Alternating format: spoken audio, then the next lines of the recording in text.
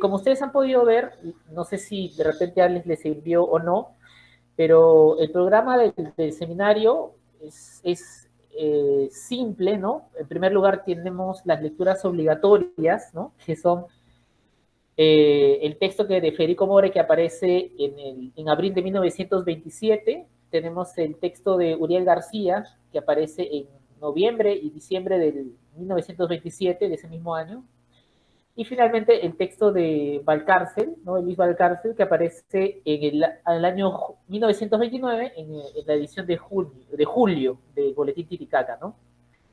Hoy día vamos a partir de la parte más dura o difícil, conceptualmente hablando, de seminario, porque el título de la reunión del día de hoy es ¿desde dónde, no? El posible alisamiento del espacio en el boletín Titicaca. Si permanecemos hasta el final, ya esta reunión se va a facilitar porque esta parte, en primer lugar, va a tener un aspecto fuertemente teórico. Por eso voy a necesitar sus preguntas y luego vamos a ir, digamos, descendiendo a cuestiones históricas y finalmente a las hipótesis, a los tanteos sobre el boletín Titicaca, ¿no? Aclarar también que el aspecto teórico que estoy abordando básicamente se resume o se puede encontrar en el capítulo 14 de 1000 mesetas de Gilles Deleuze y Félix Guattari. Entonces ahí podrían revisar también eso. Yo podría enviar el documento también, pero se encuentra en PDF, ¿no? Es el libro 1000 mesetas y es el capítulo 14, que se titula 1440, lo liso y lo estriado. Y después los otros textos que voy a emplear y que voy a citar y que me han servido para construir esta propuesta son de Begoña Pulido, que es del año 2017, es un texto reciente, por decirlo así. Luego tenemos el texto de Cynthia Beach del 2000, y luego tenemos el texto de Juan Ceballos, que se reeditó en 2013, ¿no? Que son tres de los trabajos sistemáticos que abordan el boletín Titicaca, ¿no? Y la edición de la cual me estoy valiendo para trabajar, o el boletín, es la edición grandota, ¿no? De profesor Mauro Mamani, ¿no? Sí la conoce, sí la conocen, pero esta es la edición grandota, ¿no? Que también les puede proporcionar Alex para si tuviesen alguna duda o quisieran tener, no, debería tener el documento para poder compartirlo y conversarlo, ¿no? Para citarlo y tener un punto de discusión similar. Muy bien, listo. Luego de las indicaciones, ¿hay alguna duda, alguna pregunta o ya puedo empezar por fin? Sí puedo, ¿no? Listo, entonces, siendo las 7:05 y medianamente esperando que alguien más se conecte, ya podemos empezar. Bien, los conceptos que estoy empleando por la cuestión del espacio en esta reunión y probablemente a lo largo de todas las reuniones siguientes, las dos, es el concepto de espacio liso y espacio estriado. Bien. ¿En qué consiste este concepto de Deleuze-Guattariano? Consiste en que existen dos formas de organización del espacio. Uno se llama estriado, es decir, es un espacio que intenta cuadricular cualquier tipo de experiencia o cualquier tipo de situación. El ejemplo concreto del espacio estriado puede ser empleado, por ejemplo, en el diagrama de la ciudad, ¿no? La ciudad como una gran estructura cuadriculada, ¿no? Y fuertemente también jerárquica, ¿bien? Entonces, los espacios estriados son aquellos que intentan ordenar de tal forma las relaciones, no solo de poder, sino también las relaciones de sentir y las relaciones de entendimiento, de tal modo que sean fáciles de localizar, que sean fáciles de dominar, que sean fáciles de conducir, ¿bien? Por si acaso, y esto es importante también acá, hacer esta anotación, este es un concepto que no tiene algún tipo de apego moral o ético, sino es un concepto descriptivo, ¿no? Por si acaso, si alguien intenta sacarle algún tipo de aspecto ideológico a lo que voy a hacer. Ahora, no significa que no haya ideología o que no haya una tendencia, digamos, política, sino que lo que voy a intentar hacer también e insistir a lo largo del seminario es generar una especie de epogea analítica, es decir, retirar lo mejor que podamos cualquier tipo de viso ideológico o de viso político o de perfil político para tener una crítica más certera de lo que intentaban hacer en el boletín Titicaca. En ese sentido, vamos a intentar suspender también algunos juicios de algunos críticos. No solamente estamos hablando de juicios éticos morales, sino también algunos juicios de algunos críticos para ver si nosotros estoy diciendo, nosotros podemos llegar de repente a algún tipo de conclusión distinta a la que ya se ha repetido, ¿no? Bien, ahora el segundo aspecto es el espacio liso, ¿no? ¿En qué consiste un espacio liso? Es un espacio en el que se pueden relacionar distintos sentidos, ¿no? Es decir, se pueden relacionar sin ningún problema, ¿no? Diferentes expresiones, ¿no? Por ejemplo, en un espacio liso cabe la posibilidad de que, por ejemplo, la música establezca relaciones con la literatura, o por ejemplo, que lo político establezca relaciones con lo científico, ¿no? Y de ese modo se puedan crear nuevas formas de comprensión. El espacio liso abre esas circunstancias de relaciones, y lo utilizan así de Lucio Guattari, que me gusta, dicho sea de paso, ¿no? De relaciones impensadas o no dirigidas. ¿Bien? Hay un concepto complementario al espacio liso que es el agenciamiento, ¿no? Y como partimos de lo que expliqué hace un momento de este interés de Epogé, de este interés de establecer un análisis sin prejuicios, por ejemplo, cuando hablo de agenciamiento, estoy diciendo de relaciones que nunca estuvieron calculadas, pero que llegan a establecerse de tal modo en el tiempo que son consideradas como estatuidas, como verdades, ¿no? Voy a hacer un ejemplo rápido, ¿no? Es una discusión que también tuve con Alex, ¿no? Que Alex me comentaba en algún momento, ¿no? Y que yo tengo en un pequeño artículo, en un esbozo de artículo, que también sería bueno para pasarla. No voy a cometer el error del profesor que dice lean mis artículos, sino para que lo lean y poder discutirlo de repente si se animan. Esta idea de que el boletín Titicaca es un boletín marcado por la vanguardia, o es un vanguardismo andino, o es un andinismo vanguardista, yo quisiera suspender esos juicios, ¿bien? ¿Por qué? Porque nosotros, y esto sí voy a aprovechar, nosotros tenemos la ventaja del tiempo. Como estamos alejados más de 50 años del fenómeno, podemos verlo con un poco más de objetividad. Ese es como primer punto. Como segundo punto, también podemos percatarnos de que el texto no es homogéneo, es altamente heterogéneo. Entonces, si es altamente heterogéneo, tenemos que brindarle espacio o razones a estas mezclas medio extrañas, porque si nosotros nos podemos revisar el boletín tiene poesía modernista, poesía postmodernista, algunos visos de vanguardia, tiene algunos textos que no encuadrarían con el perfil general, ¿no? Propuesto en ese momento del boletín. Entonces, si eliminamos estos motes, ¿no? de vanguardista, de andinista, de indigenista, creo que eso nos podría ayudar para situarnos mejor en el análisis, ¿no? Es una manera un poco más, si vale el término cientificista de aproximación. Y a eso también quiero referirme con estos dos conceptos, con el concepto de estriado y el concepto de liso. ¿Hasta hay alguna duda? ¿Ha sido claro? Y bueno, y luego agenciamiento, ¿no? Para cerrar, disculpen antes de las preguntas si es que hay alguna, el boletín Titicaca yo lo considero sin ningún tipo de ajuste, es un conjunto de agenciamientos, ¿no?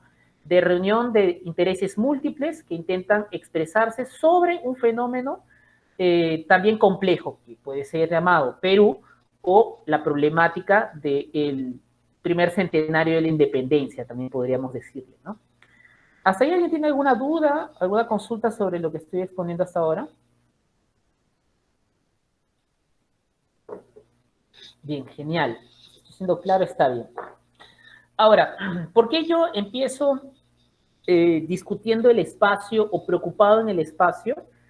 Porque muchas veces, y hay varios conceptos que giran en torno a este asunto, ¿no? El asunto de, por ejemplo, ¿desde dónde hablan? ¿No?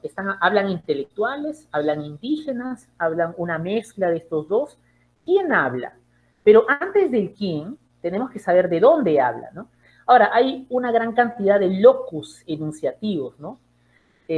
Sin embargo, yo quiero incluso situarme en un momento anterior al locus enunciativo para hablar propiamente de la tierra, entonces del espacio per se, ¿no?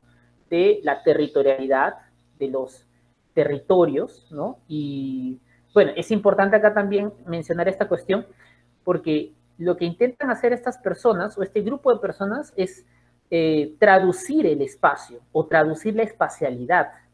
No es tan gratuito o tan inocente esta práctica, este ejercicio, ¿no?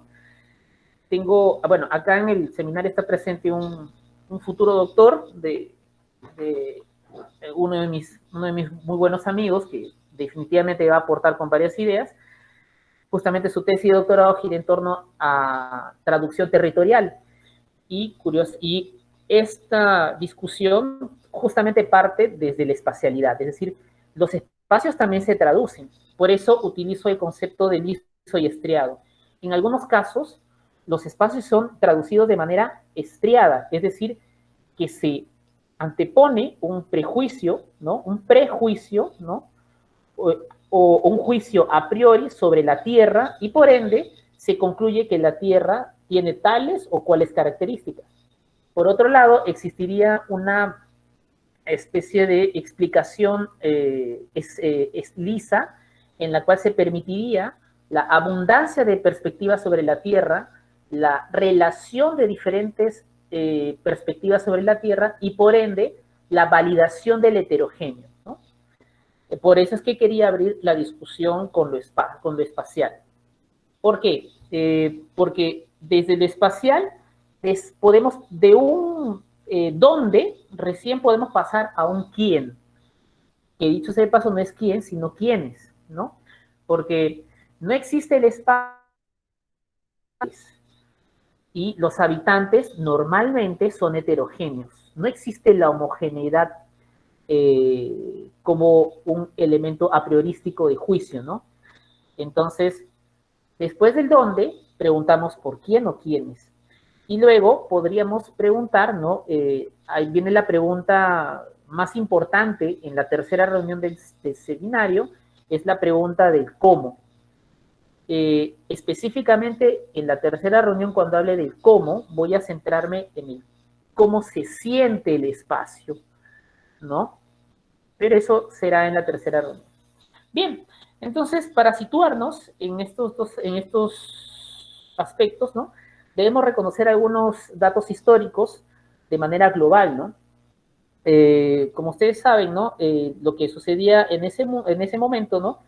Estamos hablando específicamente de la década de 1930 de Perú. Específicamente el boletín aparece entre el 26 y el 30. Es importante indicar, ¿no? Que una de las primeras transformaciones planetarias es el paso del capitalismo inglés al capitalismo norteamericano.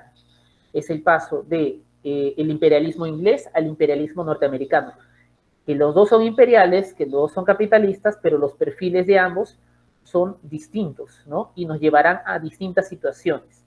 Ahora se nota con mayor claridad, ¿no? El perfil del capitalismo norteamericano distinto del capitalismo inglés, ¿no? Ahora, esto es importante, ¿no? Porque América Latina también sufre transformaciones con la llegada del capitalismo norteamericano. Y este capitalismo tiene una tendencia, ¿no? Tiene la tendencia de, curiosamente, ¿no? Por eso utilizaba estos conceptos, ¿no? Tiene la tendencia de, en un primer movimiento, ¿no? Alisar el espacio. ¿Qué significa entonces que el capitalismo alice el espacio? En primer lugar, refuerza o amplía las conexiones, ¿no? ¿En qué sentido? La cuestión, por ejemplo, ¿no? De los ferrocarriles, ¿no? Del comercio, del tráfico de conocimiento, ¿no? Porque en ese tiempo en Puno llegaba a través del comercio, de los mucha información, llegaban revistas, libros, materiales, ¿no? Y este material abundante no tenía cómo decir, cómo ser enseñado en la zona de Puno. Por eso es que se considera, pues, que la intelectualidad puneña aparece en el rango de 1895 a 1932.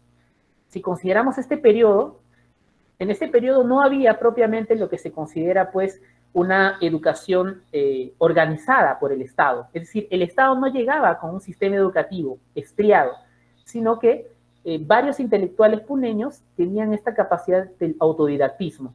¿Cuál es la ventaja del autodidactismo en este contexto? La posibilidad de relacionar todos los materiales que llegaban gracias al alisamiento que generaba en un primer momento el capitalismo. ¿Bien? El momento siempre es el alisamiento, es decir, la posibilidad de comunicarnos o la homogenización de la experiencia, es decir, la democratización de la participación de todos, siempre con comillas, por supuesto, ¿no? La participación de todos, ¿no? En la partición o en la posible participación de la riqueza, ¿no? O de los diferentes tipos de producción, ¿correcto? Entonces, también debemos anotar, por ejemplo, que América Latina, y no solo Perú, ¿no? Fue alisada por el capitalismo norteamericano, porque estaba interesado en ¿qué? En mejorar su capacidad extractiva. Pero no se puede mejorar esta capacidad extractiva sin una amplia red de conexiones. Y para esto se necesitó, en un primer instante, los ferrocarriles, ¿no? Y bueno, ahora si lo ponemos en siglo XXI o en perspectiva del bicentenario, ¿no? La nueva forma de alisar el espacio desde la perspectiva capitalista es justamente crear pues el teletrabajo o establecerlo de una manera más clara. Con eso podemos también abrir otra discusión, pero voy a concentrarme en esa década, específicamente la década de 1900, del 20 al 30, ¿no? Del 20 al 30, ¿bien? Entonces, es importante indicar esto, ¿por qué? Porque la primera fase de este alisamiento, desde mi punto de vista y según los análisis a los que me he dedicado, ¿no? Abarcan específicamente o se dividen en las dos partes del oncenio, ¿no? Del oncenio de Leguía, ¿no? Históricamente hablando, ¿no? Entonces, el oncenio de Leguía, ¿no? Impulsa cierto grado de democratización motivada por la llegada del capitalismo norteamericano, es decir, con la participación de los indígenas como una fuerza también de posibilidades de participación desde 1919 a 1924. Entonces, esa primera etapa del oncenio de Leguía, ¿no? Permite este alisamiento, pero luego vendrá un estriamiento, es decir, la necesidad de controlar esta multiplicidad de voces y de reclamos, ¿no? Entonces, este periodo va del 24 al 30, porque nosotros sabemos que después viene el golpe de Estado con Sánchez Cerro y esta idea de los proyectos de nación serán bloqueados hasta la reforma agraria. Bueno, y hasta ahora todavía no contamos con un proyecto nacional. Bueno, tampoco debemos llorar por eso, pero estoy también intentando hacer una a inicio del siglo XX y curiosamente de alguna manera se están repitiendo en el siglo XXI y ya cerca de nuestro bicentenario, ¿no? Estoy remitiéndome a cierto grado de pruebas y ciertas posibles analogías, ¿bien? Continuando con esta cuestión, ¿no? Entonces, también tenemos que entender algo, ¿no? Acá existe una paradoja, ¿no? Si bien la idea más razonable es alisar el espacio para poder crear nuevas formas de sentir, nuevas formas de comprender, nuevas formas de habitar el espacio, hay un punto en que el alisamiento también podría generar destrucciones, ¿no? Pero por otro lado, lo menos adecuado es siempre, por decirlo así, siempre va a ser las estructuras estriadas o cuadriculadas, ¿no? En ese sentido, el alisamiento del capitalismo lo único que busca no es establecer realmente una democracia, o es decir, o realmente establecer relaciones libres, sino lo que busca es emplear sus potencias para relacionar las diferentes fuerzas y luego cuadricularlas, ¿no? Es parte de una circunstancia, si vale el término ambigua, o parte de un proceso de retroalimentación, ¿no? O de lemniscata, de figura de la lemniscata, si gustan también. Por eso es que este proceso de alisamiento, ¿no? Empieza en la capital, ¿no? Es Lima versus Puno, ¿no? Versus Puno, que adquiere pues nuevas capacidades de interpretación o de abordaje del problema, ¿no? Sin embargo, ¿no? Y acá también tenemos que apuntar otra de las paradojas o circunstancias tensas del momento, ¿no? Si bien Puno se desliga de Lima para discutir América Latina, Puno estará unida a otra capital, que es Buenos Aires, que igual es otro centro de poder, que también tiene una lógica de alisamiento y que además cuenta también con el influjo del capitalismo de esa época, ¿no? Entonces, entendamos que, por ejemplo, desde un punto de vista concreto, ¿no? Muchos de los movimientos de esa época son producto, quiérase o no, del capitalismo. ¿Bien? Para mal, el tema no es emitir este tipo de juicios, sino indicar esta circunstancia, ¿no? Es decir, no es gratuito o no es novedoso que la vanguardia haya llegado con el capitalismo, porque este impulsó diferentes transformaciones de tal modo que existía la necesidad, ¿no? También de ampliar el proyecto. ¿Bien? Si nosotros, por ejemplo, citando el texto de Federico de More, ¿no? Voy a citarlo ahora para poder indicar, por ejemplo, en el texto de 1927, que es de una sola página, ¿no? En la página 33 del boletín, que luego Alex les pasará amablemente, ¿no? A todos ustedes, ya verán cómo coordinan. Federico More dice lo siguiente Federico More, lo voy a leer, dice, andinista debe ser el continentalismo del continente andino, ¿no? Es decir, él considera que lo continental está en el Ande, contrapuesto de la costa, que es Lima. Pero no estamos hablando de cualquier Ande, no estamos hablando del Ande del centro, no estamos hablando del Ande del norte, estamos hablando del Ande del sur, específicamente Puno. Lo que se intenta hacer ahí, Mauro Mamani también lo indica, ¿no? En la introducción de este mismo documento, él indica que lo que buscaban era un recentramiento, ¿no? Más o menos lo dice en esos términos, ¿no?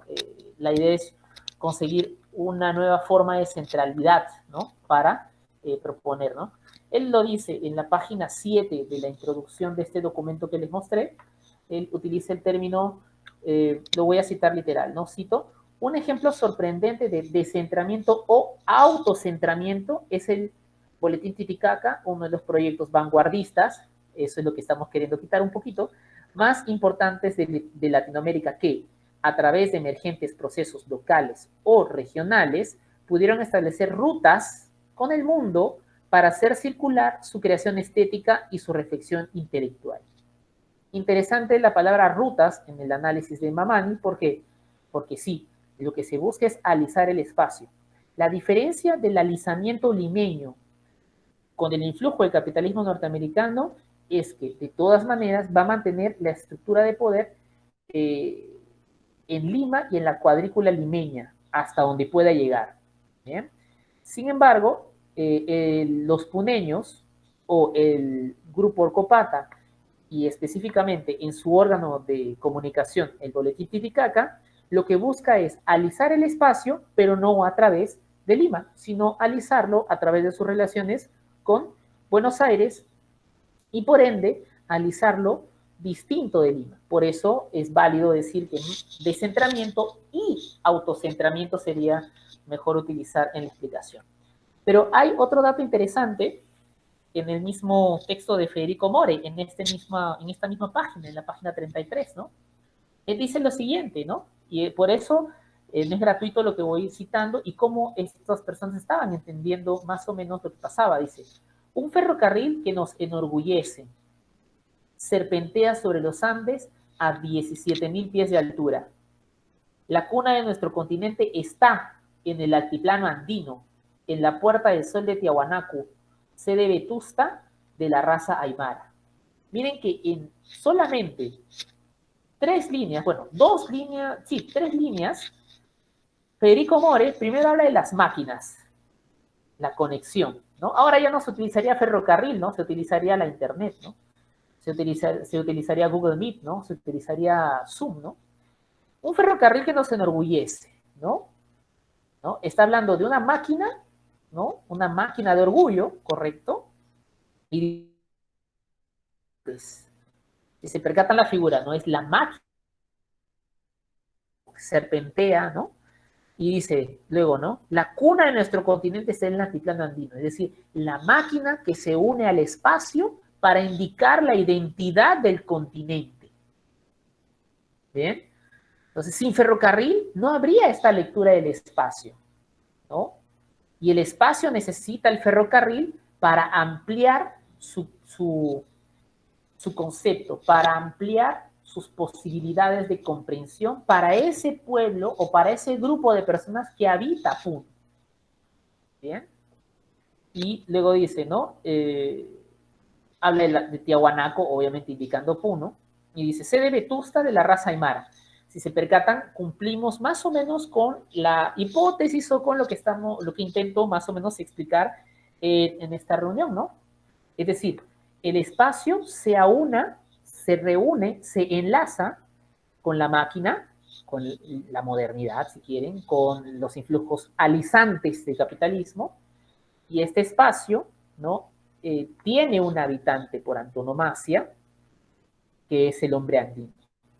Y el hombre andino, o el de raza aymara, justamente es aquel idóneo habitante del espacio que representaría, ¿no?, lo que se desea para todo el continente, desde el punto de vista de los orcopatas. Ahora, si gustamos, podríamos, bueno, en la próxima clase vamos a adentrarnos en ese aspecto, pero podríamos anotar lo siguiente, ¿no? Que es el hombre andino, ¿no?, el hombre tiahuanaco, si quieren, ¿no?, contra el hombre limeño, que es un hombre mestizo, ¿no?, que es un hombre costeño, ¿no? Y ahí se pueden utilizar muchas caracterizaciones sobre este punto. Bien, ¿alguna pregunta hasta este momento? ¿Voy claro? ¿Voy muy rápido? ¿Voy muy lento, tal vez? ¿Alguna indicación? Comentarios también valen, por si acaso, ¿eh? Todavía va claro entonces. Vamos bien. Bien, genial. Entonces, si bien hay una negación de Lima, igual tenemos una afirmación de otra capital o la recapitalización de el Perú. Bien. ¿Cómo podríamos afirmar que Puno, por ejemplo, está adquiriendo una capacidad alisante? Porque el Boletín Titicaca consigue establecer conexiones con otras capitales del mundo, ¿no? Por ejemplo, Londres, ¿no? Por ejemplo, también tenemos Montevideo, tenemos Buenos Aires, obviamente. Tenemos también tenemos París, ¿no? Cuando uno ve desfilar las ciudades, ¿no?, de los corresponsales o de los colaboradores del boletín, lo que se nos indica es lo siguiente, ¿no? Que el boletín, a pesar de estar en Puno, o mejor dicho, por estar en Puno, tiene la posibilidad de alisar o de igualar, ¿no?, o de democratizar, simetrizar, si gustan, ¿no?, simetrizar el espacio. Es decir, para empezar, no necesitan de Lima, y en segundo lugar, pueden discutir de igual a igual con un francés, con un inglés, con un alemán, ¿no? Porque también hay artículos de Berlín, ¿no? Y también con otras ciudades latinoamericanas, ¿no?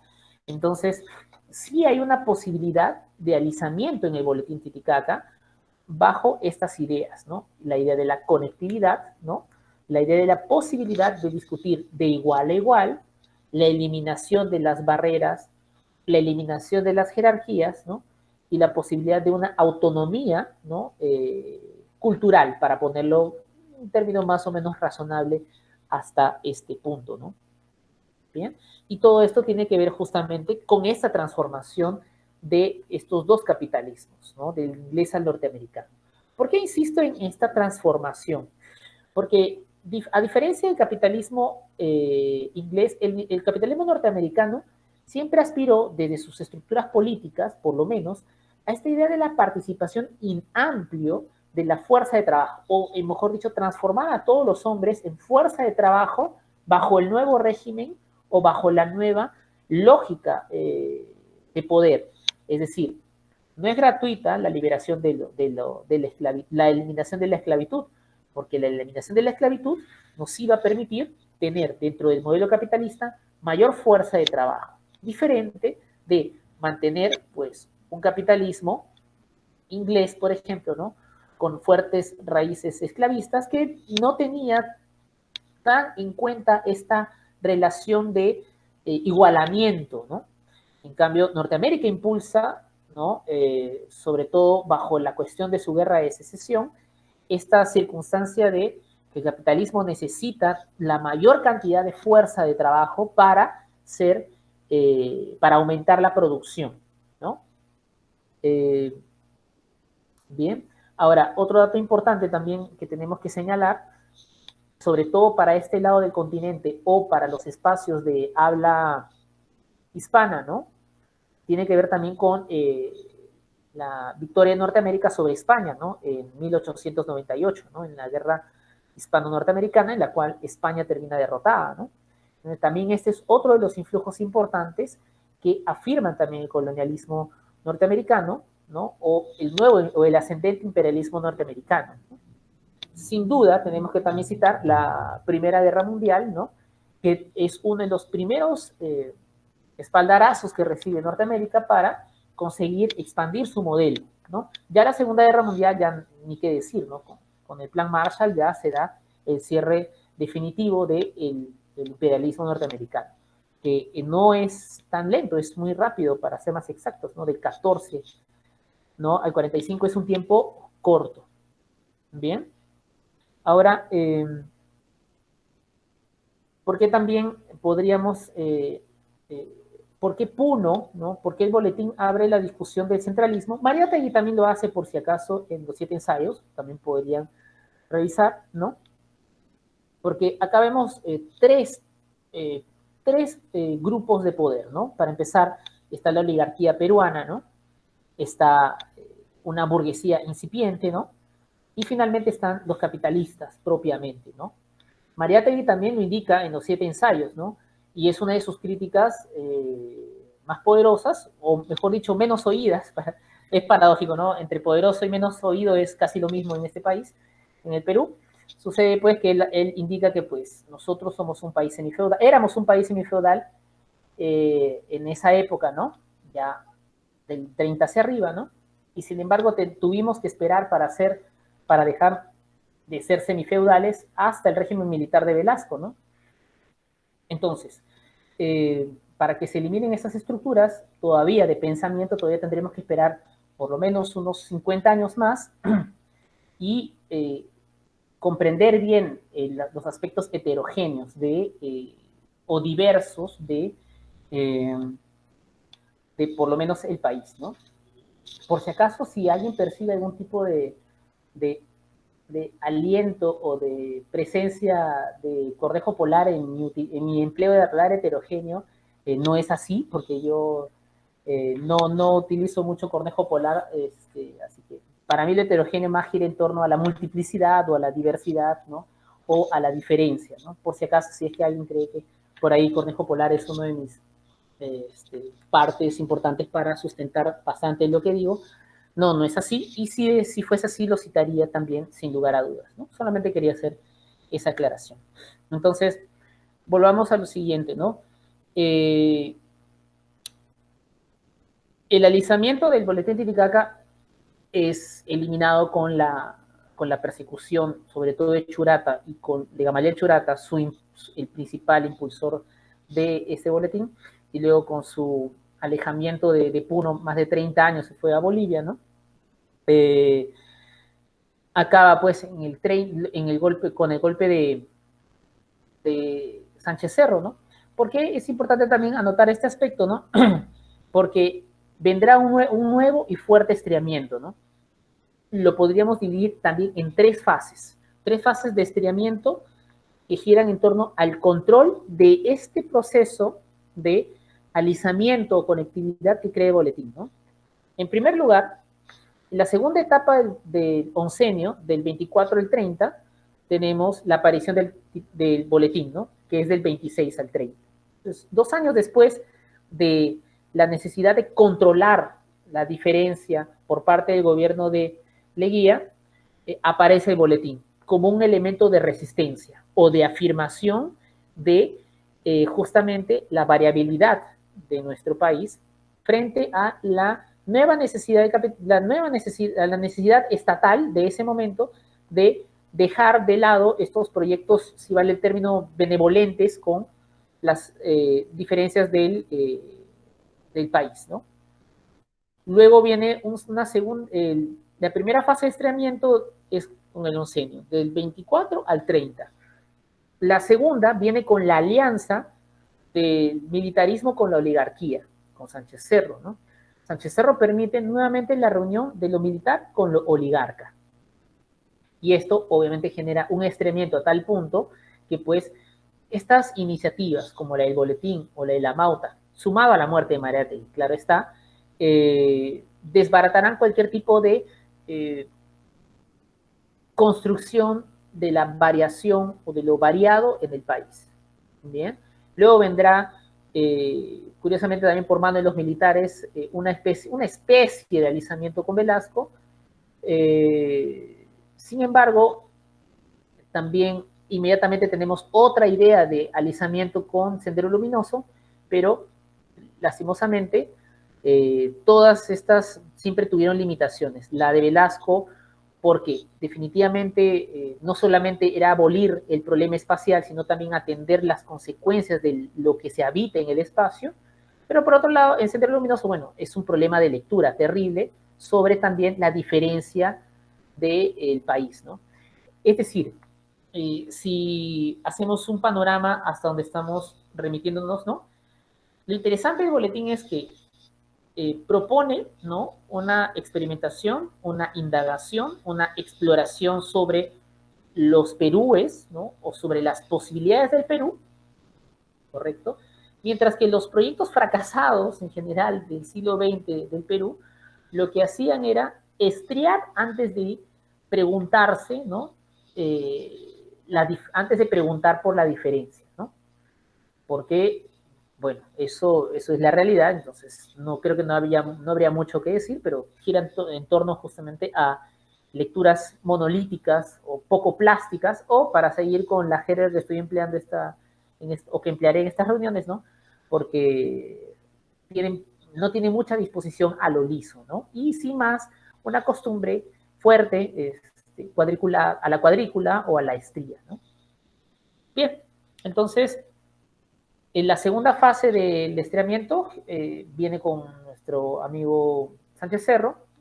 Y bueno, la tercera fase, bueno, se mantendrá posterior a él, porque ya se habrán eliminado las agitaciones y los procesos de experimentación hasta la década de los 70 en el Perú. Bien. ¿Alguna duda hasta ahí?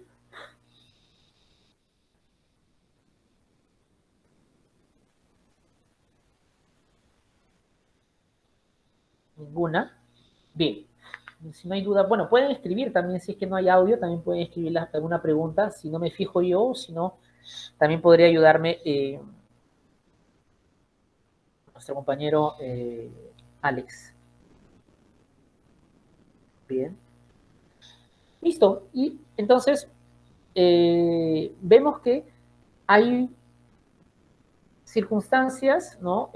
Procesuales o por fases que permiten en algún momento circunstancias de alisamiento y otras que también generan circunstancias de estriamiento normal, ¿no? si bien el proceso del capitalismo inglés al capitalismo norteamericano, la creación de los ferrocarriles, ¿no? Y el flujo de mercancías y productos permitió un alisamiento en el grupo Orcopata y el boletín Titicaca y luego sus relaciones planetarias, también tuvieron su respuesta con el proceso de estrellamiento de la segunda fase del gobierno del oncenio de Leguía, el proceso de relación entre la oligarquía y el militarismo de Sánchez Cerro y posteriormente, producto también de las circunstancias, la eliminación de cualquier tipo de experimentación con la diferencia, su, referidos específicamente a Gamaliel Churata y a José Carlos Mariátegui. Uno, por haber sido sacado de la jugada, ¿no? Expulsado del país a Bolivia, y por otro lado tenemos a Mariátegui que murió, ¿no? Y claro, difícil continuar un proyecto eh, con, con de repente malos lectores, disculpando, ahí sí se me escapó una crítica, perdón, no volverá a pasar. Listo, bueno, hasta ahí ya he acabado dos bloques de la reunión. ¿Alguien tiene alguna de repente indicación?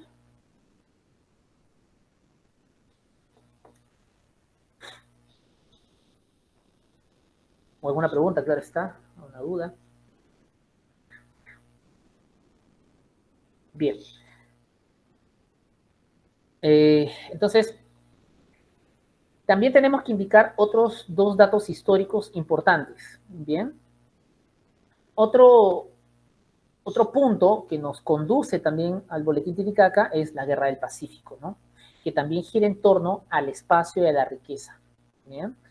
Sabemos que la Guerra del Pacífico va de 1879 a 1884, ¿no?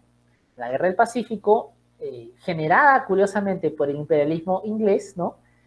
También permitirá la entrada de otro tipo de asesoramiento económico para el país, ¿no? Y también debemos entender todo esto en otro marco también importante, ¿no? Después de la Guerra del Pacífico, el otro marco también tiene que ver con las revoluciones industriales, ¿no? Entender que más o menos sabemos que este es un tema altamente discutido, pero igual quiero citarlo en términos macro, ¿no? La primera fase de la revolución industrial de 1750 hasta 1840, como la gran fase inglesa, ¿no? Y la fase norteamericana, ¿no? O la fase de la transformación que apunta a Norteamérica desde 1880 a 1914, con el afianzamiento, por eso, ¿no? En ese panorama de ese nuevo capitalismo norteamericano, ¿no? Por ver esto en esos marcos, ¿no?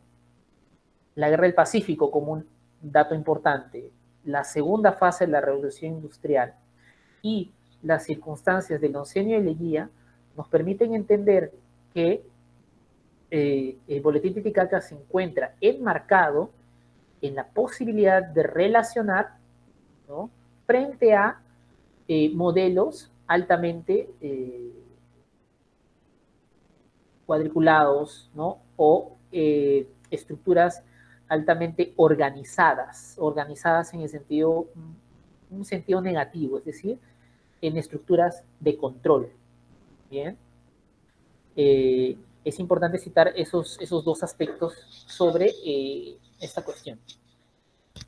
Porque ahora podríamos citar, ¿no? Podríamos citar la pertinencia de utilizar el término vanguardia en este momento. Ahora sí es válido utilizar el término vanguardia, porque la vanguardia, lo dice en un libro interesante una socióloga argentina, Fernanda Beigel, o Beigel, no sé cómo se dice.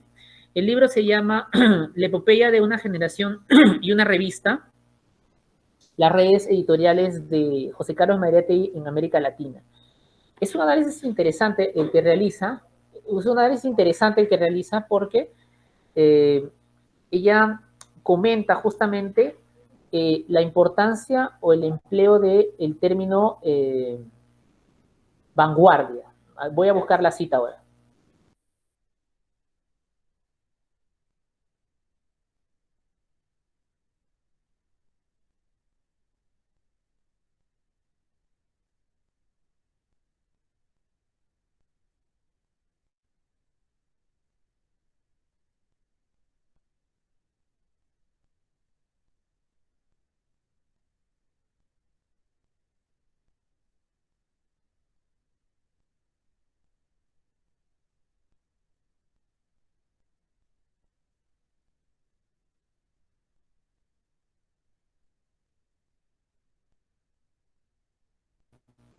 Muy bien, voy a citarla, disculpen el silencio.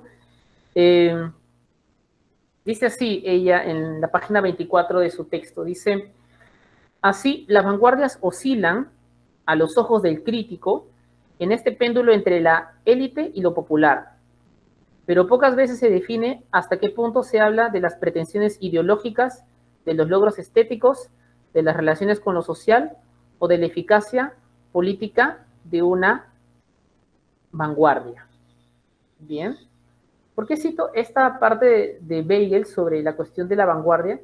Es que la vanguardia, tal como se entiende en el momento de su llegada a América Latina, gracias a este proceso de alisamiento capitalista, es que la palabra se convierte en cualquier, se convierte en una valija, ¿no? Se convierte en un baúl donde entra de todo, ¿no? Existe la vanguardia política, la vanguardia estética, la vanguardia social. Entonces, todo se vuelve vanguardista, es decir, todo se vuelve avant-garde, ¿no? Todo se vuelve hacia adelante, ¿no? Es una generalización del más allá, ¿no? Entonces, obviamente, dentro de esta circunstancia de la vanguardia se genera, pues, una paradoja, ¿no? Ir hacia dónde, hacia adelante, ¿no? El hacia adelante podría significar, en algún momento, dentro del proyecto general del Boletín Titicaca, podría ser el adelante sería del indoamericano, el adelante del andino o del continentalismo andinista, como también podría ser el continentalismo, ¿no? Del mestizo o el continentalismo del indígena, si lo vemos desde el punto de vista de Valcárcel, ¿no? Entonces hay muchas vanguardias y cada vanguardia tiene su propia postura de lo que se tendría que hacer con el país, ¿no? Entonces, la vanguardia se va a caracterizar sobre todo, ¿no? Por lo que dice Weigel también en la página 25, dice, ¿no? Por la abrumadora utilización de la categoría de vanguardia. Todos eran vanguardia. Por eso tenemos, yo creo, por eso la postura de la reunión del día de hoy, por eso nosotros tenemos que suspender el término de vanguardia, ¿no? Por eso es que no sé hasta qué punto podríamos decir, por ejemplo, con el trabajo de Simpiavich, hasta qué punto podríamos hablar de un indigenismo de vanguardia siguiendo al propio Mariátegui, ¿no? O hasta qué punto podríamos hablar de un vanguardismo indígena, ¿no? Es un poco polémico llegar a ese tipo de conclusiones porque no sabemos, bueno, ahora nosotros sabemos, ¿no? Porque ellos no sabían a dónde iban propiamente, es más, y no sabemos por qué, porque su proyecto quedó trunco, simplemente los cancelaron, ¿no? No había cómo saber qué iba a pasar con el Perú, ¿no? Solamente todo ese trabajo era un esfuerzo hipotético de lo que podría ser el país, no de lo que es, de lo que era, ¿no? Y entonces, en algunas circunstancias se podría caer en la conclusión de que todo era claro o de que sí podemos emitir un juicio por demás claro sobre el asunto, ¿no? Incluso, por ejemplo, el libro de Ulises Ceballos, cuando habla de indigenismo y nación, ¿no? Su subtítulo es interesante, ¿no? Él indica los retos a la representación para interesante, de la subalternidad, otra palabra interesante, Aymara y Quechua en el Boletín Titicaca, ¿no? Es un libro que se caracteriza por la sospecha, ¿no? Esta sospecha de que estos intelectuales lo que querían solamente era acceder al poder o tener una aproximación al poder y, por ende, tener o ser los representantes de estos grupos indígenas mudos, ¿no? Entonces, es un libro que plantea justamente estas cuestiones, ¿no? Por ejemplo, también otro libro interesante, ¿no? Es el de Elizabeth Monasterios, que tiene, bueno, su tesis sobre Churata. Estoy citando estos libros porque es importante más o menos discutir un poco también estas cuestiones antes de avanzar. En Elizabeth Monasterios, por ejemplo, desde los títulos solamente quiero discutirlos, ¿no? Elizabeth Monasterios habla de la vanguardia plebeya, ¿no? Es un término también polémico hablar de vanguardia plebeya, pero bueno, y dice, ¿no? Gamaliel Churata y otras beligerancias estéticas en los Andes, ¿no? En el cual, por ejemplo, lo que ella intenta es buscar las fuentes de influencia de Churata para la construcción del pez de oro, pero también, claro, desde mi punto de vista, el pez de oro es el último producto del Boletín Titicaca. Bueno, esa es una hipótesis mía, ¿no? Por eso es que no podríamos dar por cerrado el ciclo del boletín porque simplemente fue trunco. Por ende, la única manera de conseguir más o menos una idea de lo que pudo haber sido el boletín es el pez de oro. pero sabemos que el pez de oro lo encontramos recién en 1957, ¿no? Lo encontramos cerca a los 30 años después del esfuerzo del boletín, ¿no? Entonces hemos perdido muchas cosas, ¿no? Muchas cosas para el pensamiento, o también tendemos a la necesidad de recuperar ciertas cuestiones, ¿no? Bueno, creo que esos son los textos interesantes en relación a este tema. Y volviendo a la discusión propiamente, quería indicar que pues, el boletín Titicaca lo que realiza, ¿no?, es una participación múltiple, y esta participación múltiple nunca llegó a una conclusión, y al no llegar a una conclusión, ¿no?, nos genera la problemática de decir qué es lo que realmente fue, ¿no? Entonces, lo que podríamos intentar nosotros es más o menos esbozar también lo que ellos mismos consideraron de su trabajo, ¿no? Sienkiewicz parte muy bien en su análisis sobre el tema, y ella asume también este punto, al igual Ulises Ceballos, ¿no? En el boletín se dice claramente que su proyecto es indoamericano y vanguardista, o de vanguardia. Pero como ya hice la aclaración, la vanguardia significaba muchas cosas. Todos eran vanguardistas, ¿no? Como en algún momento todos eran posmodernos. Entonces, lo importante es ¿qué pudiesen haber entendido por vanguardia, ¿no?, en el boletín Titicaca? Definitivamente la vanguardia tiene que ver con la posibilidad de una simetría generalizada, ¿no? Es decir, la posibilidad de crear una segunda capital, ¿no?, la posibilidad, o mejor dicho, ellos intentaban corroborar ese plan, ¿no?, con que las posibilidades del conocimiento tienen que ver con que cada espacio tiene que afirmarse en sí mismo, y la afirmación del espacio, curiosamente, tiene que ver con el reconocimiento de sus habitantes, que eso se explicará en la siguiente reunión. Pero antes de continuar, quería hacer un par de citas, pero quisiera saber si alguien tiene alguna duda o alguna pregunta para continuar, cerrar con More. ¿Qué tal, César? ¿Me escuchas bien? Sí, te escucho perfecto, Cris. Bueno, gracias nuevamente por la intervención, por las palabras. Yo tenía algunas preguntas y comentarios, ¿no? Para ir un poco discutiendo. Genial, genial. Entonces, una primera noción eh, sobre lo que comentabas del término vanguardia, ¿no? Yo también estoy de acuerdo contigo en que habría que tomar con pinzas esta noción de vanguardia, ¿no? Por lo amplio que era, por los debates, las polémicas que hubieron al respecto. No obstante, yo creo que también podríamos, habría que, en todo caso, como pregunta, habría que replantearnos la relación conflictiva, estrictamente, en un sentido más bien político, entre vanguardia y revolución, ¿no? Ya. Entonces, se podría preguntar de en qué medida el boletín Titicaca participa o está en diálogo con un discurso socialista, ¿no? Pero ya no solamente entendido en un sentido retórico, ¿no? Sino me refiero más a un sentido ya de políticas públicas, de modelos de nación posiblemente. Eso por un lado. Por otro lado, yo creo que también lo que tú has mencionado sobre el tema del comercio, de cómo el capitalismo va participando, ¿no?, de esta producción intelectual, también habría que tener en cuenta los mismos sistemas de comercio en el área del sur andino, ¿no? O sea, hay una fluctuación también, si se quiere, de una economía tradicional, ¿no? Entonces ahí también hay un cruce de caminos, ¿no?, entre lo que podríamos decir una economía capitalista y una economía que viene más desde la tradición aymara, ¿no? Y lo último era una pregunta más, era sobre el tema de los espacios, que ya lo hemos discutido antes. Sí, correcto. ¿Cómo engarzar, cómo tejer estos puentes, ¿no?, de manera cuidadosa siempre, entre una espacialidad en la que está pensando, ¿no?, en la que están pensando Deleuze, Guattari, desde sus propios lugares de enunciación, y luego la territorialidad en la que están pensando los miembros del boletín Titicaca, ¿no? Y aquí ya me pongo a pensar más en una cuestión, tú mencionaste el tema de la tierra. Entonces, ¿cuáles son esos cruces, pero también esas diferencias entre, vamos a llamarlo, las territorialidades de lucianas y luego las territorialidades más bien quechua, guaymaras o andinas? Sí, genial. Eso sería todo. Gracias. Ya, genial, yo te agradezco. Bien, vamos a la primera.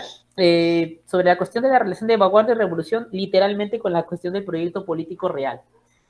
Este es importante y esto también yo considero que pasó con Mariátegui.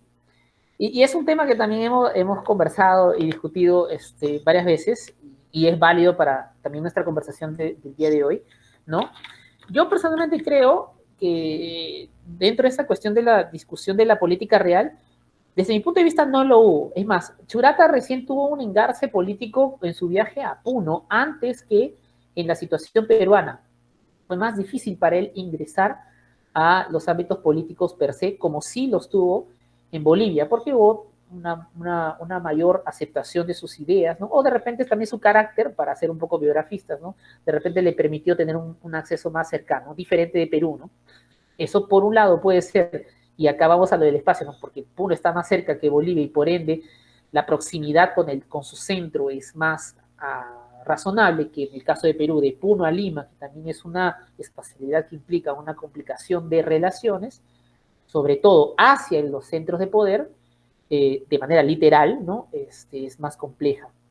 Pero por otro lado, yo también, yo considero este punto sobre esta situación, no sé hasta qué o bajo qué circunstancias haya la necesidad de que los intelectuales tengan una participación estrictamente política. Es decir, fuera de la reflexión política, que tengan, por ejemplo, que ser congresistas o presidentes o gobernadores o alcaldes o regidores. No sé hasta qué punto, me genera ciertas dudas, porque si pensamos en un sistema, ¿no?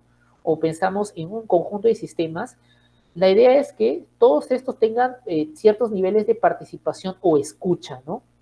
Entonces, en el caso del boletín del grupo Orcopata, del mismo Churata, ¿no?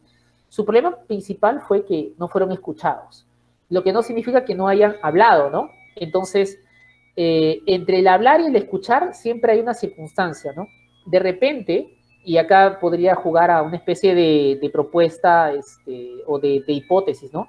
De repente, para nuestro tiempo, ¿no? Para el tiempo peruano actual, de nuestras circunstancias concretas, ¿no?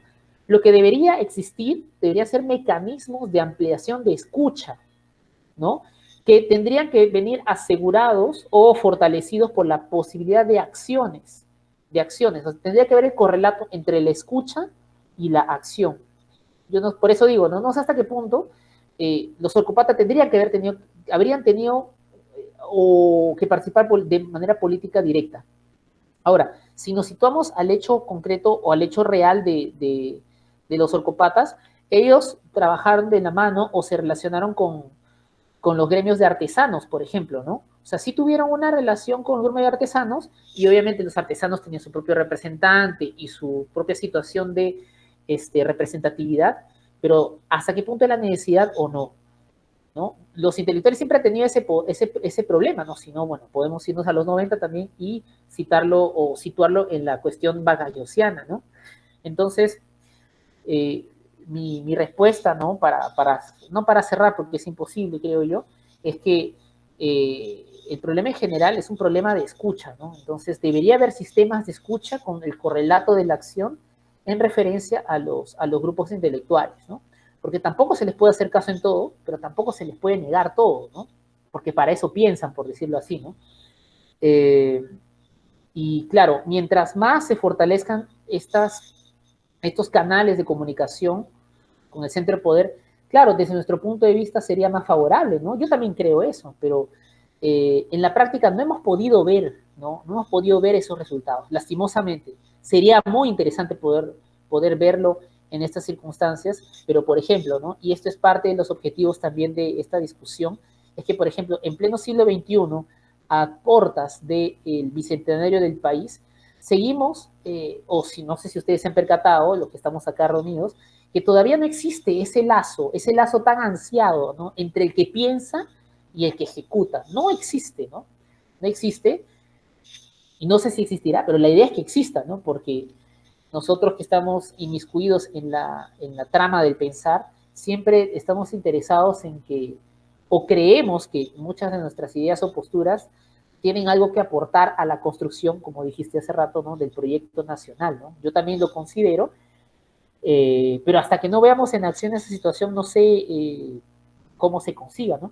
Ahora, la limitación también puede ser una ventaja, ¿no? Que no nos escuchen no significa que nos quiten la capacidad de pensar, ¿no? Entonces, con que existan los documentos, ya tenemos algo, porque son acción, ¿no? Quisiera cerrar esta respuesta quisiera cerrar esta respuesta que es más abierta, ¿no? O quisiera abrirla más, que hace unos días pensaba, ¿no? Que me parece importante relacionar. Hace poco, bueno, hace poco, tampoco es tan poco, ¿no? Se publicó esta novela, ¿no? Usted la había comentado también, esta novela, El espía del Inca, ¿no? De Dumet, ¿no? Esta novela es una novela voluminosa, ¿no? De 700 páginas, que reflexiona justamente sobre la captura de Atahualpa y literalmente la destrucción del incanato, ¿no? Pero todo tiene que ver con una traición, ¿no? Sería bueno que la lean todos, obviamente estoy proponiendo para todos la lectura de la novela. Entonces, esta novela, justamente a un año del Bicentenario, ha abierto muchos debates y por ahí se ha soltado una pregunta siguiente, de esta idea de la construcción de la nación a partir de los intentos nuevos del intelectual regional o del intelectual que ve desde la región la construcción de lo nacional. Curioso, ¿no? Porque es una novela, es un producto estético, es creado por un intelectual, o sea, alguien que piensa, ¿no? Tan similar, ¿no? O tan cercano con el proyecto de Gamaliel Churata, los grupos Orcopata y otra propuesta estética que es un boletín, que sí tiene un aspecto estético y que abordaré en la tercera reunión. ¿Por qué cito esto y también lo relaciono con tu pregunta? Que va a seguir siendo una incógnita, ¿no? Creo yo. Porque, ¿por qué retorna ese tema? ¿Por qué retornar? O sea, ¿por qué preguntar? ¿Eso no sería un anacronismo? ¿No sería un poco torpe o limitante pensar o intentar pensar nuevamente la nación o el Perú a partir de lo regional otra vez, ¿no? Yo considero que no, y no debe ser así por la siguiente razón. La única manera de superar, entre comillas, ¿no? O dejar de que esta pregunta sea anacrónica, es que realmente se haya oído la diversidad del país. Y como no ha pasado hasta ahora, que yo sepa, salvo que vive en otro país, como no se ha oído la diversidad del país, es más, yo creo que no se ha oído la diversidad latinoamericana. Y dos proyectos políticos muy cercanos a eso fueron los de Ecuador y los de Bolivia. Mientras no se escuche eso, siempre vamos a volver a ese tópico. Sobre todo ahora, cerca al Bicentenario, que si mal no recuerdas, y hago un ejemplo también muy cercano a lo nuestro, que se relaciona, aunque espero que se note, con las disquisiciones del Boletín Titicaca o de la revista La Mauta, esta cuestión de la pandemia y los comportamientos de, por ejemplo, de los piuranos o de los iquiteños o loretanos, ¿no? Es decir, ellos, los primitivos, y los limeños, los bien comportados. O mejor dicho, si sectorizamos, sigo hablando de espacio, no he salido del espacio, ¿no? Y sectorizamos, ¿no? Los barrios populares de Lima, ¿no? Llenos de mestizos o migrantes, y los barrios, ¿no? O los distritos blancos de Lima, ¿no? Que ellos sí mantienen el orden, que ellos son civilizados, ¿no? Mientras esta discusión espacial, ¿no? Sobre la escucha y la participación de la construcción de poder en el país no se resuelva, estas preguntas o estas dudas o este mismo seminario van a ir retornando incansablemente. Bien, porque la agenda no se va a cerrar hasta que suceda realmente este diálogo generalizado, como le llamo yo, o esta escucha generalizada, o estos mecanismos de escucha. Bien, esa es una respuesta muy abierta, pero yo me siento satisfecho. Si no te sientes satisfecho, déjame responder tus otras dos preguntas y claro, y vamos a una retroalimentación, porque vamos bien. Entonces, por eso te digo, ¿no? Acerca de un proyecto político real, ¿necesitamos los intelectuales ser reales en el sentido de participar directamente en política? No, no creo. Solo si fuese necesario, eso sí también es importante. Además, construir un proyecto intelectual no significa ser apolítico, significa ser político. Que no haya los lazos es otra historia. Y uno de los limitantes también tiene que ver con la interpretación del espacio o con la comprensión del espacio o de cómo se puebla el mundo. Y que lo he utilizado y que utilizaré a lo largo de nuestras reuniones. Bien, el segundo aspecto, justamente, y esta es interesante, esto sí lo cierro, esta respuesta sí la cierro rápido, me hablaba sobre la economía tradicional, claro, ¿no? De Cusco, Puno, ¿no? Es más, Cusco, Puno, Cusco, Arequipa, Puno, Bolivia, ¿no? Este circuito, ¿no? El circuito lanero, ¿no? El circuito de arriaje, ¿no? Es más, cuando llegan los trenes atentan y hay muchas revoluciones o revueltas, ¿no? De arrieros en contra de esta modernización, ¿no? De estas transformaciones, ¿no? Entonces, no los he olvidado ni los he desestimado, sino más bien vamos a afirmar la situación. Lo que hace el capitalismo es acelerar, es darle velocidad a estas líneas que ya existían. Estos caminos, estas vías ya existían, solo que la diferencia es la velocidad. Y todos, a inicios del siglo XX, viven bajo un régimen de aceleración de la experiencia, gracias a la máquina, aunque no sé si colocarle gracias, pero bueno, debido a las máquinas. Y eso es lo que pasa en el siglo XXI, también cerca de nuestro bicentenario, ¿no? Ahora el teletrabajo lo que hace es acelerar nuestras relaciones sin necesidad de movernos. Por lo menos antes había una aceleración gracias al movimiento. Ahora, sin movernos, estamos en una circunstancia de aceleramiento. Y no solamente aceleramiento o aceleración, sino también un aceleramiento estriado. Es decir, aparentemente estamos lisos, pero los sistemas de control son más brutales, distintos de el entonces que había velocidad, había alisamiento y que el control llegó tarde, porque por lo menos le dejó al boletín existir del 24, ¿no? Del 24 al 30, le dejó 6 años de existencia. Ahora todos estos procesos son apabullados con mayor velocidad, ¿no? Bueno, y finalmente sobre tu tercera pregunta, ¿no? Sobre la territorialidad y la diferencia entre la comprensión, pues, del ecuatoriana y la espacialidad quechua y aymara. Bueno, el primer deslinde lo hice al inicio de la reunión, fue que yo utilizo estos conceptos de espacialidad de manera fenomenológica, es decir, de manera sin ningún prejuicio, es decir, evitando o solamente permitiendo que aparezcan para el análisis. Pero ahora, claro, tú me exiges que yo salga de ese espacio cómodo, ¿no? Occidental de la epogé husserliana, ¿no? Fenomenológica, y bueno, ya, está bien, existe eso, bien, pero ¿y entonces qué pasa después? Muy bien. Lo que pasa después es lo siguiente, y eso es también lo que yo planteo en mis investigaciones, ¿no? El boletín Titicaca es un primer movimiento de comprensión. Es decir, no se puede hablar, por ejemplo, o no se podía hablar, es más, hasta ahora no se puede hablar, ¿eh? No se puede hablar, no se puede discutir, no se puede proponer una categoría como Pachamama, ¿no? Que, por ejemplo, en Europa, Bruno Latour habla de Gaia, ¿no? No se puede hablar de Pachamama, ¿no? O si es que la Pachamama no es estructurada simétricamente con Gaia, por ejemplo, ¿no?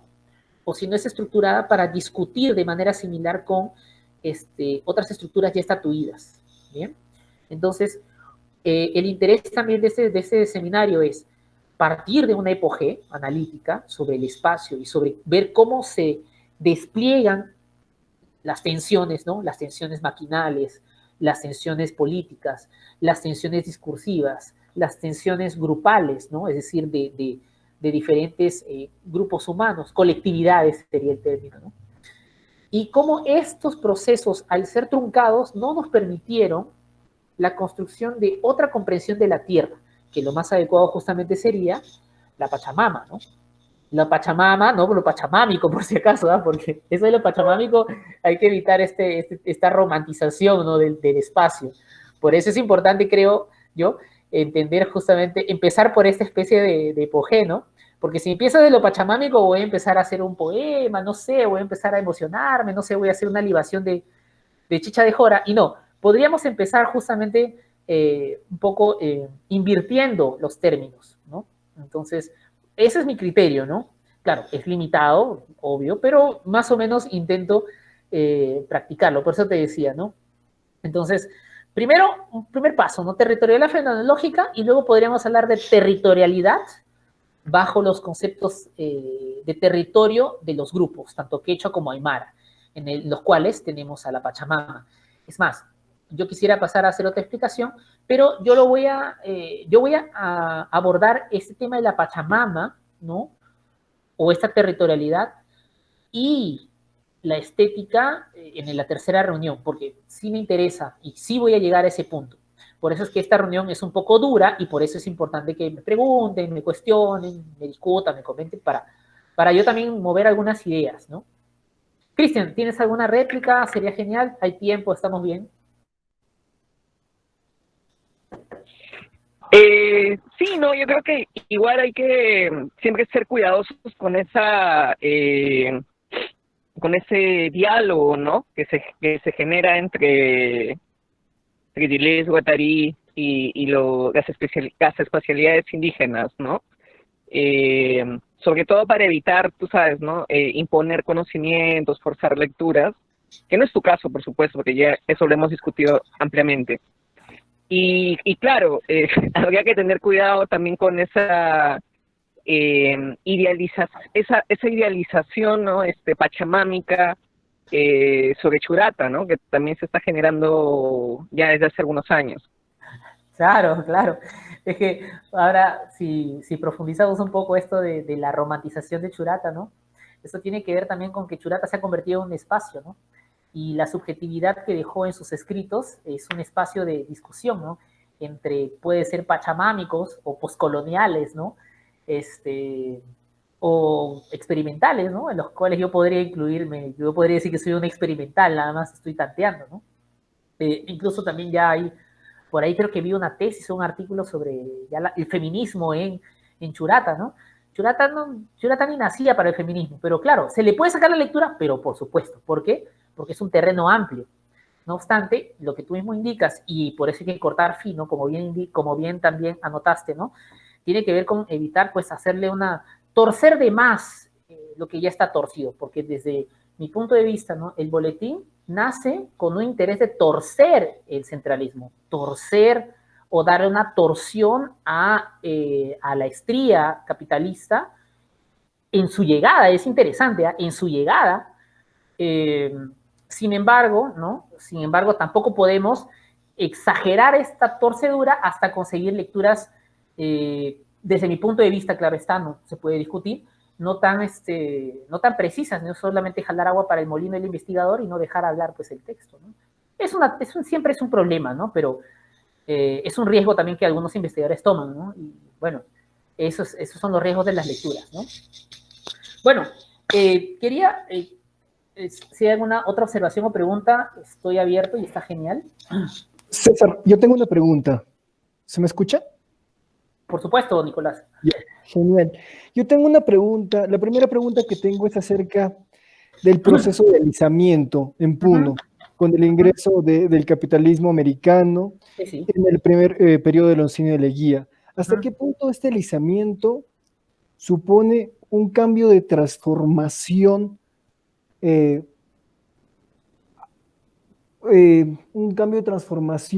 abrupto, o más que abrupto? ¿Cuál es su potencia y cuáles son sus limitaciones? ¿Hasta qué punto este alisamiento tiene sus límites justamente al afectar solamente a una clase o afectar solamente a un grupo, mientras que las estructuras sobre las cuales se está moviendo este cambio, estos choques, estos impactos, estos encuentros, se mantienen? ¿Hasta qué punto solamente se está estableciendo una capa más o una suerte de capa más solamente dentro de estas estructuras? Mi segunda pregunta va acerca del término de vanguardia, ¿no? Me parece interesante la reflexión Pero también,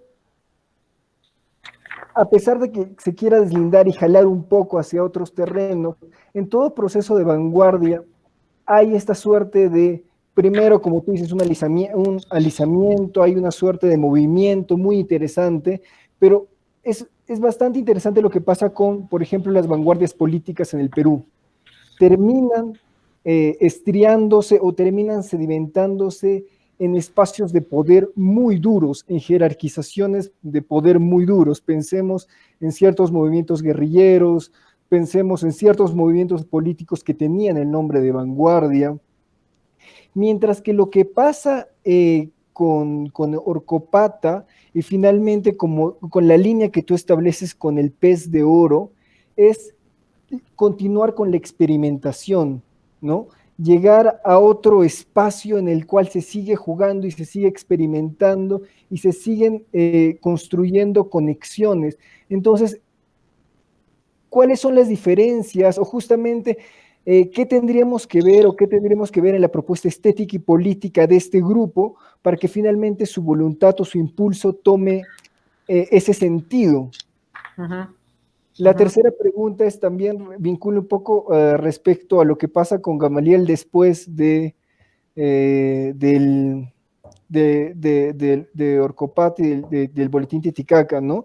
Es decir, hasta qué punto hay una experimentación en su paso en Bolivia, hasta qué punto su producción en Bolivia continúa con esta voluntad de encuentros y de producción experimental. Esas serían mis tres preguntas. Ya, genial. Bien, empezamos con la primera, sobre el alisamiento puneño, que suena chévere, ¿no? Sobre el alisamiento puneño. Bueno, el alisamiento puneño, o se alisa el espacio de Puno a través del grupo Orcopata, pero recuerda bien que es un alisamiento paralelo, es el alisamiento de estos intelectuales que buscan crear un proyecto alternativo al proyecto capitalista. Pero también viene el alisamiento capitalista, que lo que busca es una homogeneización para conectar lo que se encuentra bajo su conveniencia, es decir, aquellos que están dispuestos al concepto que no he citado en ningún momento, pero que ya es válido utilizar, los que están dispuestos a modernizarse. Entonces, en el Perú sucede constantemente este problema, ¿no? El problema de la diferencia entre modernidad y modernización. Lo que pasa en Puno, como en todo el Perú, es que Perú sufre una modernización, pero los peruanos no llegan a ser modernos, ¿no? Entonces, el alisamiento puneño, ¿no? Desde el grupo Orcopata sería conseguir una modernización distinta o una modernidad u otra modernidad, ¿no? Estoy jugando con los términos, pero es otra modernidad, porque no niega el capitalismo. Lo que asume es que se debe renegociar o se deben negociar los términos en los que el capitalismo llega a Puno y llega al Perú y llega al continente y llega al mundo. Así ambiciosos eran, sí, me parece genial que sean ambiciosos, que hayan sido ambiciosos, perdón. Entonces, pero ese alisamiento, el grupo Orcopata, tenía el contraste del alisamiento del capitalismo, ¿no? Entonces, si lo vemos cuantitativamente, tenía todas las de perder, ¿no? Bueno, y perdió, si lo podemos decir en términos concretos, ¿no? Perdió en 1930 y desapareció, literalmente, ¿no? Una de las cuestiones, por ejemplo, que cita Ceballos, ¿no? En su texto sobre este asunto es... él dice, ¿no? Bueno, los Orcopatas sabían que iban a desaparecer, iban a perderse. Sí, sí sabían, ¿no? Pero algo así como que deje traer, pero ¿por qué se fueron a Lima, no? Pero bueno, pues, si son fieles a su prédica, pues bien, ¿no? Y fue así como pues, el grupo Orcopata desaparece porque no tenía las de ganar, ¿no? Frente, primero, al centralismo, el centralismo peruano y segundo, al centralismo pues imperial, ¿no? Y no está mal, está genial, ¿no? Morir en su ley, ¿no? Entonces, esa es la diferencia, mi estimado Nicolás, ¿no? La diferencia entre estos dos tipos de alisamiento. Y si te percatas, ¿no? Ah, y claro, luego, por ejemplo, en tu segunda pregunta es interesante, ¿no? Sobre la vanguardia. Yo considero que la vanguardia, yo podría también utilizar otra generalización sobre el término de vanguardia. Para mí, la vanguardia es experimentación. Experimentación en todos los niveles y en todas las circunstancias. Porque se descubre, ¿no? Con esta cuestión de la crítica al lenguaje, por ejemplo, ¿no? Se descubre que todo puede conectarse, ¿no? Ese fue el gran descubrimiento. Oh, todo puede conectarse, todo está conectado. Genial. Entonces se emocionaron, ¿no? Entonces empezaron a conectar todo lo que podían. La vanguardia es la conciencia de experimentación, ¿no? Lo que sucede ahora con la inteligencia artificial, ¿no? La vanguardia fue eso, experimentación del pensamiento incluso, ¿no? La imaginación. Ahora también estamos en ese tipo de exacerbación, ¿no? Ahora, cuando tú, por ejemplo, indicas, pues, sobre los movimientos guerrilleros y sobre la cuestión de América Latina, también es que esta experimentación vanguardista va marcada por su potencia. ¿Cuál es su potencia? Su potencia es la potencia de la máquina o de la emoción de la máquina de inicios del siglo XX y del propio impulso capitalista. ¿Qué significa esto? Que esta vanguardia, esta experimentación vanguardista está marcada por la rapidez. Entonces, no hay tiempo para asimilarla. Todo es demasiado veloz. Entonces, como están marcados por la velocidad, su endurecimiento también es veloz. Bien. Eso lo podemos ver, por ejemplo, en la Revolución Rusa, ¿no? El endurecimiento estalinista, pues, es uno de los máximos endurecimientos que podemos ver de estructuras revolucionarias, ¿no? Entonces, por eso digo, ¿no? O este es un término que no he explicado acá, pero le expliqué en un seminario sobre estos conceptos que he trabajado. Cuando la experimentación adopta una línea de fuga exagerada, por decirlo así, o considera que la experimentación es la única verdad, entonces genera máquinas de destrucción. Y claro, no se llega a ningún lado, pues, ¿no? Experimentando al extremo, ¿no? Ese es el problema, ¿no?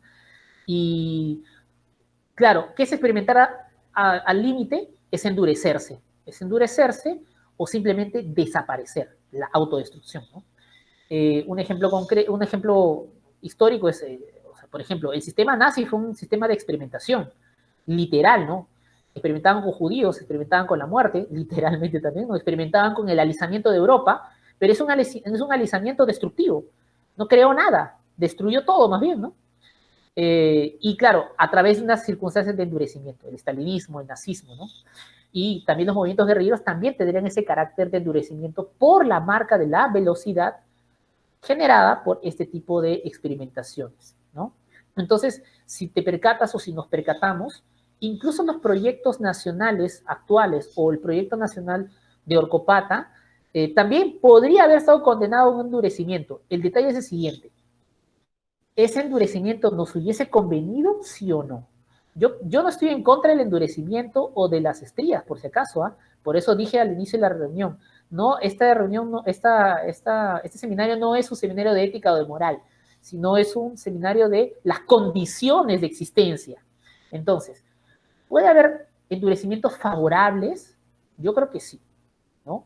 Pero no sabemos en el caso de Orcopata porque fue trunco. En el caso de la experimentación capitalista, de la experimentación comunista, sabemos que sus endurecimientos son desastrosos, ¿no? O no son tan favorables, si gustan, para no terminar en juicios extremadamente subjetivos con el término que acabo de utilizar, ¿no? Entonces, sí, tal vez el grupo Orcopata se iba a estriar, pero no se estrió. ¿Por qué? Porque lo cortaron, ¿no? ¿Qué querían? Esa es la pregunta que indicas, ¿no? ¿Qué querían? Por eso he citado los 3 textos para saber qué querían. Ahora estamos respondiendo a la pregunta, ¿qué querían del espacio? Querían un reconocimiento espacial y una generalización de ese espacio a través del ande. Por eso cité a More, ¿no? Es la máquina, el ande y el hombre del ande, ¿no? Que es actualizado a través de la máquina y la nueva velocidad o el nuevo curso de la historia. Ahora, si nos referimos, por ejemplo, a la cuestión antropológica o la cuestión estética, la voy a ir respondiendo en las 2 sesiones. Hoy día respondo, o mi respuesta sobre qué es lo que querían los orcopatas. Los orcopatas querían sí una revolución, pero una revolución de reconocimiento espacial. ¿Cuál era ese reconocimiento espacial? Que el espacio del Ande era o es, no sé, bueno, no sé en verdad, ¿no? Era ya, vamos a dejarlo, ¿no? Era el espacio idóneo de la latinoamericanidad. Y este espacio podía hacer un contraste con otro tipo de espacio, el espacio del imperialismo norteamericano o el espacio europeo. Bueno, que en ese tiempo no importaba porque ya había venido a menos en relación a lo que se tenía que hacer enfrente, ¿no? Podemos revisar también en ese sentido las intuiciones del mismo Martí, ¿no? José Martí, o también las intuiciones del libro 10, del canto 10 de Ogesa de Sousandra. También podemos ver esas circunstancias de la crítica de la posibilidad de dominación del capitalismo norteamericano. Ahora, sobre tu tercera observación sobre la continuación de la experimentación, claro, la gran deuda que tiene la crítica peruana, ¿no?, es conocer la vida boliviana de Churata, ¿no? Esa es la gran ausencia. Es una ausencia que también me toca, dicho sea de paso, ¿no? Hace poquísimo nomás Wilmer Cutipa ha publicado algunos textos de Churata.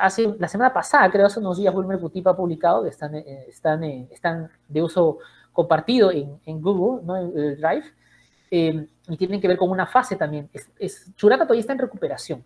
Pero si me permito dar una respuesta, ¿no? Si me permito experimentar. Mi propuesta de que el pez de oro es el punto final de lo que empezó con el boletín Titicaca, habría que sí ver el espacio boliviano de Churata. ¿Por qué?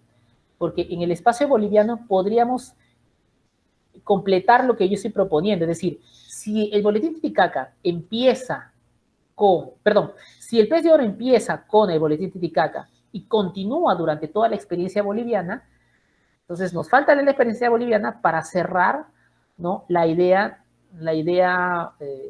o la propuesta del proyecto con Churata. Solamente una indicación más. Nosotros conocemos el pez de oro, es la única obra publicada por Churata en vida. Luego existen 2 obras más que tengo dudas sobre su autenticidad.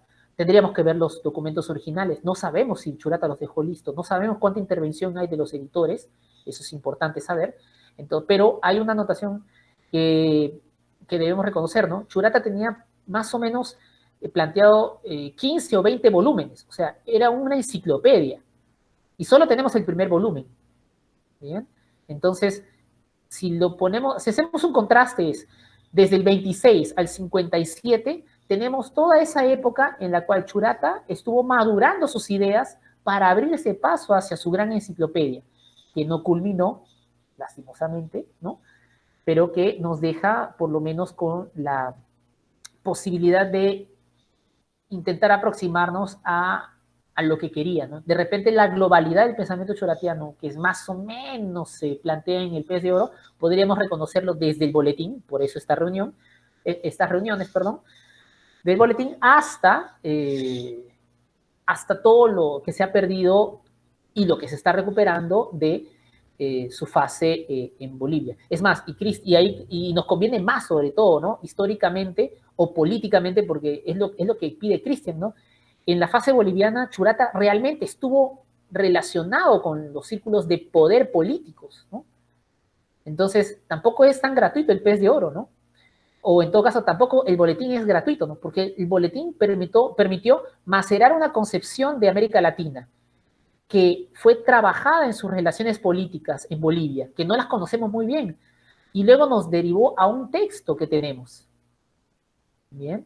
Y todo esto se debe justamente a circunstancias de traslado, o mejor dicho, utilizando conceptos que siempre tienen que ser discutidos, ¿no?, a una situación de nomadismo, ¿no? Churata fue un nómade, ¿no?, y su texto, el pez de oro, es nómade. Y el boletín Titicaca es un texto nómade, ¿no? Es más, es tan nómade que ni siquiera fue una revista, fue un boletín, ¿no? Fueron unas paginitas nomás, ¿no? De su formato tiene esta idea del viaje, esta idea de la exploración del espacio, ¿no? Porque tiene que ser fácil de llevar, ¿no? Fácil de transportar y fácil de llegar a lejos, ¿no? Es interesante. Es más, la velocidad marca el boletín Titicaca porque es un texto sintético. No tiene que ser largo, tiene que ser sintético, ¿no? También podríamos pensar en la espacialidad del propio boletín, ¿no? Y cómo desde el propio formato ya tiene esta idea de alisar las relaciones de sentido, ¿no? No solo dentro, por eso inmanente del texto, sino también en las posibilidades de transmitir el proyecto o los tanteos de proyecto a los diferentes lugares a donde llegó el mismo texto, ¿no? Es interesante eso, ¿no? Bueno, eso, Nicolás. Son 8:31. Bueno, las reuniones son de 1:30.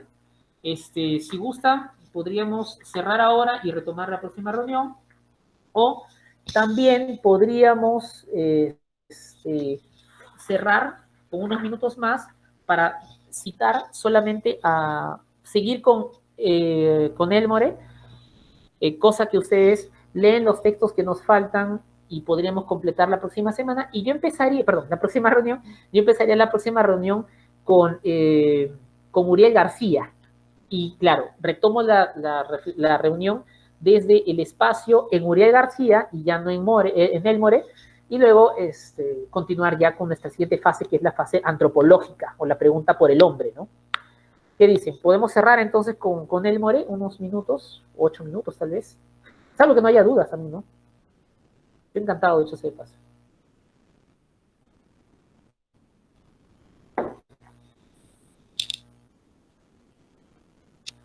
Y continúo, nos vamos. Continuamos, César. Ya, genial. Entonces, cerramos con una cita de Elmore más. También siguiendo la línea de Nicolás. Primero voy a citar la pequeña glosa, el pequeño comentario con el que empieza Churata. ¿Ya? Churata dice, ¿no? El prosador puneño que firma este breve postulado andinista, lo que estoy diciendo es coherente por si acaso, ¿no? Entonces, prosador puneño, puno, breve postulado, breve, la idea de la síntesis, andinista. Puneño, breve y andinista. Cumple con el formato, con la idea. Es además uno de los pensadores indoamericanos, ¿se dan cuenta, no? Puno, andinista, continental. ¿Sí? Es la ciudad de Puno, es la cordillera de los Andes y es la idea del continente. Indoamericanos, y no es indoamericanos justamente por la cuestión racial, que también vamos a discutirla en la próxima reunión, que mayores títulos poseen el espíritu de la juventud. Sí, sin lugar a dudas. Boletín Titicaca se caracteriza por ser juvenil y murió de su juventud y está genial por eso también. Debido a la realidad, oportunidad y fuerza de sus ideologías. ¿Bien? Interesante, Churata dice eso. Y luego, por ejemplo, ahora sí cito a él Moreno, dice, ¿no? Por todo esto, ¿no? Y acaso por otras razones que el porvenir descubrirá, ¿no? Esta apuesta siempre es al futuro, ¿no? También es importante, ¿no? Nosotros estamos escuchándolos, ¿no? Y acaso por otras razones que el porvenir descubrirá, el andinismo y el continentalismo constituyen las únicas propulsiones que le pueden dar a Sudamérica, el oriente político, confianza moral, originalidad artística y plena honestidad económica. Es un proyecto completo, ¿no? Pero empiezan desde su nicho. No pudieron dar el salto, o tal vez nunca lo hubiesen dado, no sabemos. Pero sí, continuando con la participación de Cristian, o sea, empiezan desde su nicho y no sabemos si van a llegar, pero de que la aspiración está, ¿no? Entonces, dice, ¿no? Repetimos, ¿no? ¿Qué permite el andinismo y el continentalismo? Primero, política.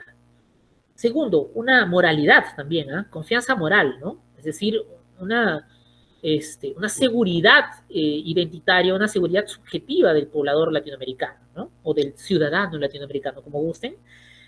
Y dice, ¿no? Originalidad artística, estética, ¿no? Y luego, ¿no? Y plena honestidad económica. Si se percatan, no son pequeñas aspiraciones a pesar de que el formato es pequeño, ¿no? Son 4 aristas, ¿no? Si gustan, podemos entenderlo de la siguiente manera. El boletín era una catapulta, ¿bien? O tuvo una lógica de catapulta, ¿correcto? Ahora dice, ¿no? La raza más fuerte, ¿no? Acá ya se pone romanticón, ¿no? La raza más fuerte, la iniciativa más clara, el paisaje más bello, el agua más limpia, la tierra más longánima, la industria más activa, la inteligencia más seria, las costumbres más sobrias, la voluntad más alta, todo lo encuentran los suramericanos en los Andes. ¿Se dan cuenta cómo subjetiviza el espacio? No está hablando de los andinos, o en todo caso está utilizando pues una metonimia, pero igual funciona esta cuestión, ¿no? ¿Dónde encontrar? ¿Dónde? En el Ande. ¿Dónde el Ande? En Puno. ¿Dónde en Puno? En el grupo Orcopata. ¿Dónde, no? Y así podemos continuar haciendo esta cuestión de los lugares, del locus, del loci, del espacio. Y dice finalmente, ¿no? Hasta el ozono, ¿no? ¿Ya? Está genial. Hasta el ozono en estas alturas es más azul y el oxígeno más vivificante, ¿no? Los que quieran respirar en los Andes necesitan riqueza de glóbulos rojos. También hay una exigencia biológica, ¿no? Nunca los linfáticos pusieron las manos sobre las nieves eternas. Suena romántico, sin lugar a dudas, altamente retórico, pero cumple con los intereses de ese momento y que hasta ahora sí, o se prolongan en nuestra práctica cotidiana del reconocimiento de los lugares, ¿no? Pero bueno, eso es lo que quería citarles de Federico Elmore. Pueden leerlo y podemos inclusive abrir la próxima reunión citando a Elmore, ¿no? Ustedes pueden citarlo y discutir alguna duda, conversar, ¿no? Luego ya he dicho que en la próxima reunión empezamos primero un pequeño resumen, luego Uriel García despacio y luego abrimos el aspecto antropológico de la reunión.